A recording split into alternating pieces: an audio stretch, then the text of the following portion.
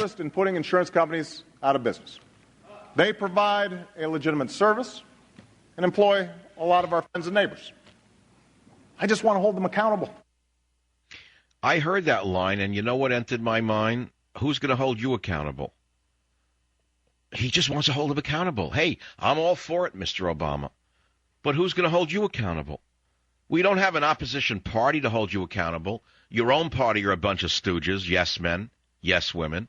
So who's going to hold the president accountable? Who's going to hold Rahm Emanuel accountable? Who's going to hold David Axelrod accountable when his own son has a company that allegedly is going to benefit from all of this?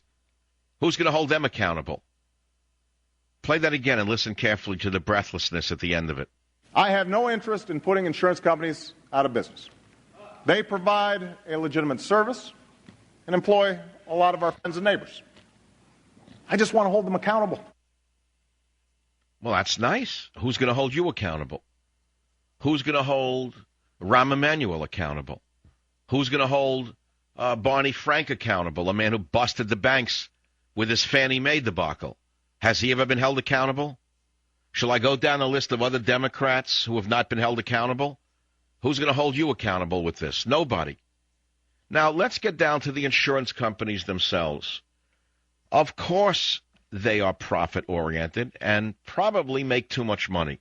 But I could say the same thing about baseball stars. I'd like to hold them accountable.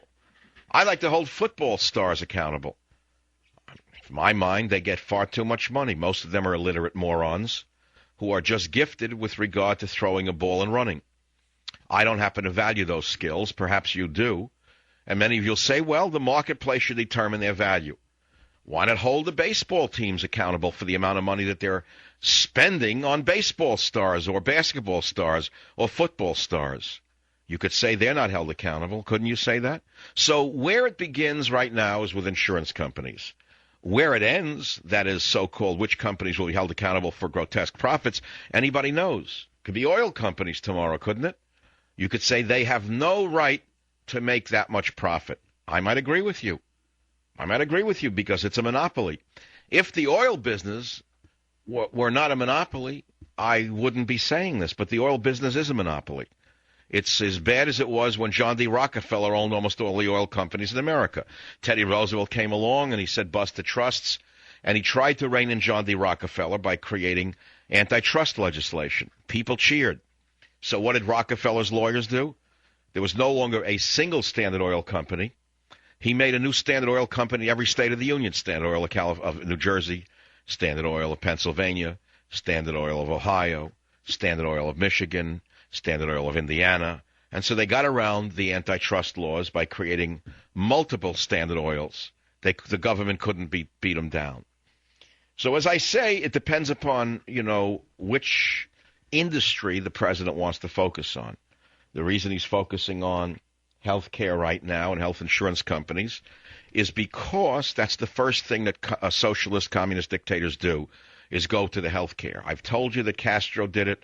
I told you that the communists that I knew years and years ago who I detested used to get up and give speeches at universities about Castro's Cuba and how wonderful it was and how he provided health care for all.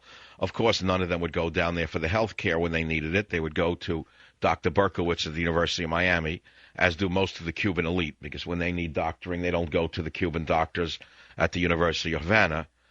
They either fly in doctors from Miami secretly, or they fly to Miami or Houston for real medical care. They don't get it in their own country. But don't ask Representative Barbara Lee to give you that fact of reality.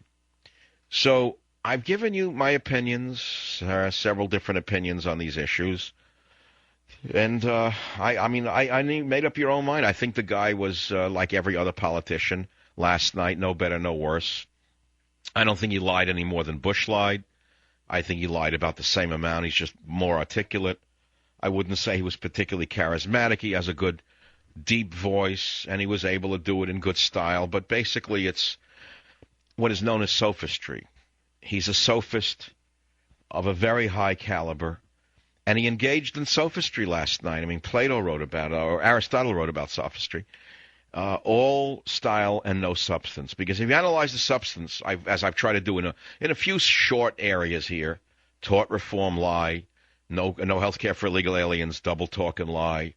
We're going to not spend one dime that we don't save, lie. I mean, all of it, it's all known as sophistry, and so therefore he's no different than the last president, other than he has a better speaking voice, and he may be more appealing in that regard. That's about it. So I wasn't too shocked by what he did. I just was turned off by it because I saw the same old all over again, and I couldn't listen to the clapping every 2 minutes.